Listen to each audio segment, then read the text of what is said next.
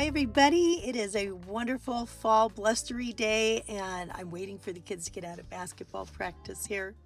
I thought I would do an intro to the fall collab that we're doing. This collab is put together from Roy, from Recipes with Roy, and it's fall flavors. And I really wanted to jump on this one because I love pumpkin and all things pumpkin, and I love especially pumpkin bread. So this is a pumpkin cranberry bread that I'm putting together. Now you're going to find a lot of other great channels that are participating down below in the description bar. So if you're looking to peruse some new flavors for the season, take a look down there and get some good ideas. All right, now this recipe that I am submitting is 7 points per slice, but hear me out. The slices are pretty thick, and this is really worth it. It's very good. You don't need like a cream cheese on top or anything like that. It has so much flavor in it. Now when I first put it in the tracker, I got about 9 points if I was using the maple syrup to bake with.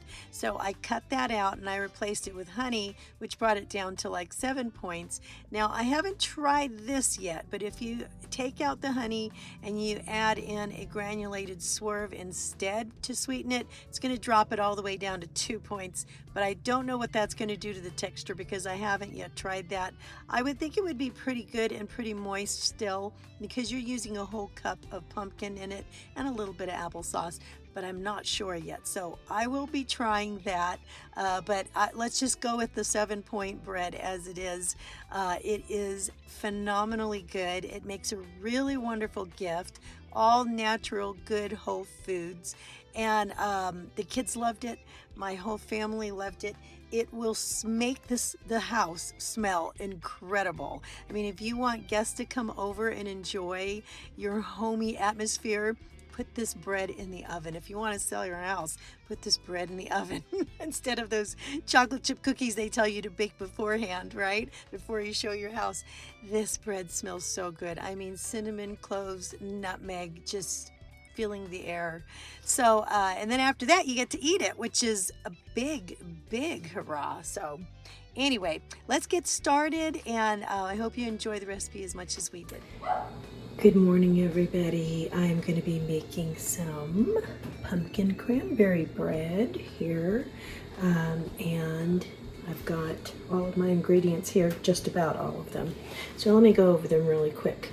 1.5 cups of whole wheat pastry flour, and in my spices here I have 1 teaspoon of ground cinnamon, 1 teaspoon baking soda, a half teaspoon of baking powder, 1/2 teaspoon of ground cloves, a half a teaspoon of ground nutmeg, and that's all here. A half of a cup of dried cranberries, and I really try to find the less sugar ones if I can. These have 50% less sugar, and it just feels better knowing that I'm using the less sugar ones.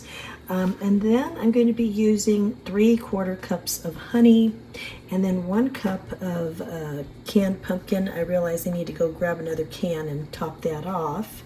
And then 1 egg, or you can use 2 egg whites or 1/4 cup of fat-free egg substitute, 2 tablespoons of unsweetened applesauce, and then 1 tablespoon of melted unsalted butter or canola oil, or what I don't have here is a tablespoon of prune puree, and that is usually what I use in place of the fat in my recipes for baking.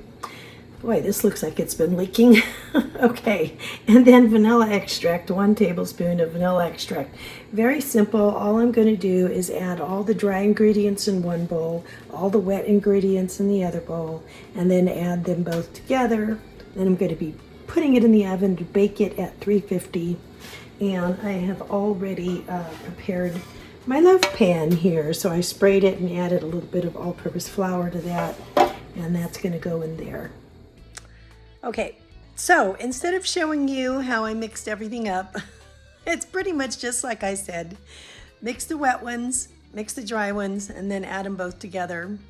I took a phone call from my honey, and I was so distracted that I stopped showing you what I was doing. So I put it in the oven and I cooked it. Let me show it to you. I baked it and it came out absolutely wonderful. And now it baked for an hour at 350 in there, and it's nice and springy. I've tested it with a toothpick, and I'm going to pull it out and let it cool down, and then I'll slice it up. Okay, the kids did not want to wait for this to cool down for very long. So it cooled for a few minutes. Let me see if it'll stay together here if I slice it.